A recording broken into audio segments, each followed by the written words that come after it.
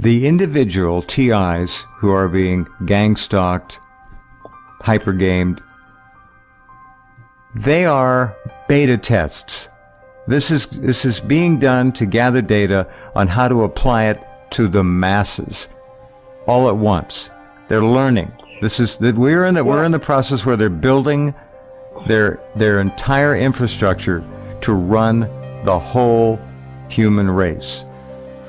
And they had created a digital model of Earth and everybody in it, down to a digital GPS coordinates model up to even a vertical dimension of 1.5 centimeters, every building, every roadway, everything.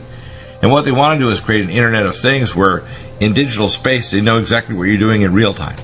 This is an article from 10 years ago. Sentient World, War Games on the Grandest Scale. The DoD is developing a parallel to planet Earth with billions of individual nodes to reflect every man, woman and child this side of the dividing line between reality and AR. Humanity will have their brains connected to artificial intelligence, and human consciousness, human thought, human emotion as we've known it will be over. Because every thought, every emotional response will come from AI. He who controls AI will then control every human's perceptions directly who is connected to AI. In other words, you'll be a computer terminal on someone else's internet. They're using two interfaces, like we said, the brain-to-computer interface.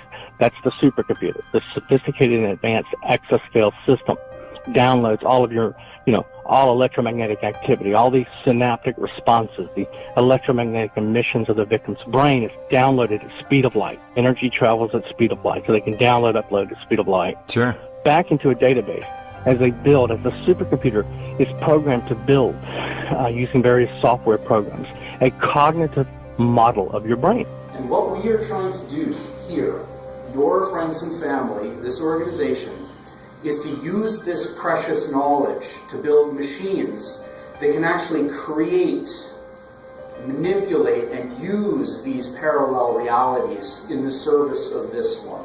We want to grab those parallel realities from this abstract space in which they live and crunch them down into this chip. To eventually achieve direct behavioral control over you. And then based on, that cognitive model being complete, to begin to be able to predict and influence in advance the reference choices of the victim during thought composition. As the victim is formulating his thoughts and preparing to act, the supercomputer already has that persona and psyche, all your emotional state downloaded, every vector of your emotional state downloaded, so I can already predict and influence those events in your life in advance and achieve direct behavioral control over you. They're putting in the 5G systems that literally will slowly kill our humanity while they control us as biological androids. They now say we're going to merge the machines. They now say that we are the robots. Teleoperation allows a human to provide guidance to the robot to move in a way that we find good.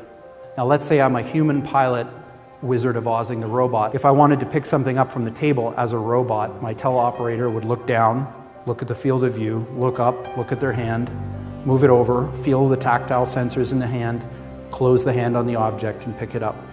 So having something that's a human makes that a lot easier. Because of my responsibilities in surveillance as a otherwise normal security specialist, I was showed this technology at work.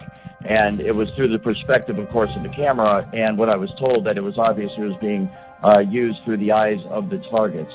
So I have seen it, and it is absolutely remarkable. It's just like a first-person, video game or something where you see right through the eyes of the individual. Now let's say I'm a human pilot, Wizard of Ozing the robot. I could have an overlay that says this person is distressed or lying or otherwise some kind of useful information that I might not be able to tell, augmented from the machine.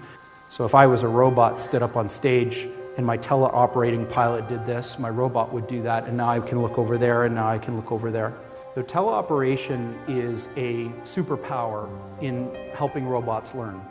In fact, the very nature of the research and development program that is going on in Seattle, Washington, and I think by extension what's being done to TIs around the country is very largely geared towards the monitoring of human beings for the specific purpose of recording every aspect of human existence, to monitor our thoughts and to monitor our emotions and our feelings, to inform computer software that is used on robots, that is used on computers themselves, to make them as human-like as possible. And obviously, computers are better at things than people in lots of different ways. So now imagine, not only can they do everything that a human can do, but they can do everything that the best human at any task could do better than them. In 2003, they launched what's called the AI system, which is a intelligent supercomputer with the intelligence of a human being, in other words, a smart human being, but able to think 10 trillion times faster, with the access to all known knowledge and history, and a complete access to the internet and all of the communication pathway. So you're dealing with a system of remote neural networks. That's what's targeting you, okay? Remote neural networks, okay, with a will, intellect, and emotion of their own. Integrated into a package that consolidates them in human form. So everything that's ever been built in the history of AI, you can pack into one of these machines and give that capability to a human-like robot. So the form factor doesn't limit you in using these things. You can still use all of the techniques of modern AI. So if I was a robot, stood up on stage, and my teleoperating pilot did this, my robot would do that, and now I can look over there, and now I can look over there. As far as I'm aware, it's real time. There may be a second or two delay, but it is as it is happening. They can actually see through the eyes of the target. It's done all remotely. And that is rendered, of course, in essentially real time on a computer screen. And then it is to the point where it's so accurate, you can actually see the individual pores on someone's face, see scars and nicks and so forth. And so you can understand how, if you had several people, for example, that you were able to do this, you can see through their eyes in a room or on a street corner or within an office building, wherever it is. You can get total situational awareness simply by looking through their eyes, and you can see through basically it's like being 3 or 4 or 5 different people all at the same time. The world outside of us is very big. This room, say, is much bigger than my head. But somehow, in some real sense, I have the room inside my head. And it's not just the room, it's the city. And it's not just the city, it's the country. It's not just the country, I can think of the whole planet. And it's highly, highly valuable for intelligence purposes and military purposes, corporate espionage purposes.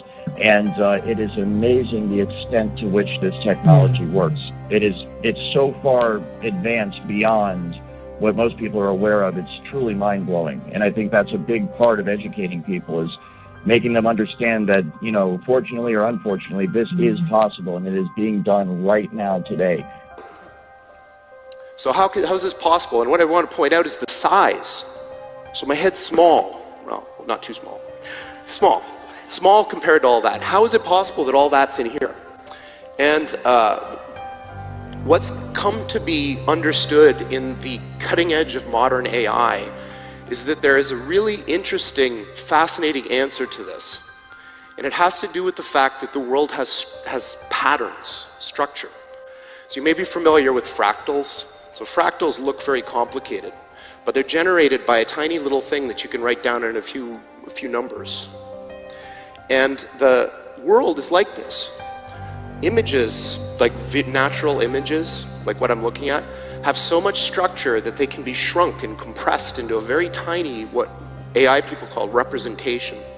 So what our brains seem to do is build a very, very good compressed representation of the world. Call it a model. So just like if I have a building and there's like a blueprint or a scale model of the building, imagine I have the whole world and all of its concepts, and I shrink it down into this weird compressed representation so that it fits inside my brain. The exact same thing happens with the computer. The data is sent to the computer, and then it is rendered.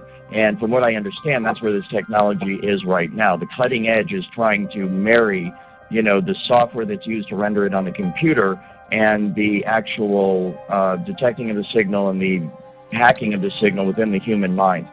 And of course, part of that program is Obama's BRAIN initiative, a multi-billion-dollar program. DARPA's got a huge chunk of that. Is there progress in the BRAIN initiative? Is this investment, the public investment, yielding important new insights? Well, so far it has actually it's resulted in the development of a full brain scale activity map of what goes on in the brain as we do various things, seeing into the brain, and for being able to manipulate the activities of the brain and to, in a sense, mimic them and maybe supply them artificially.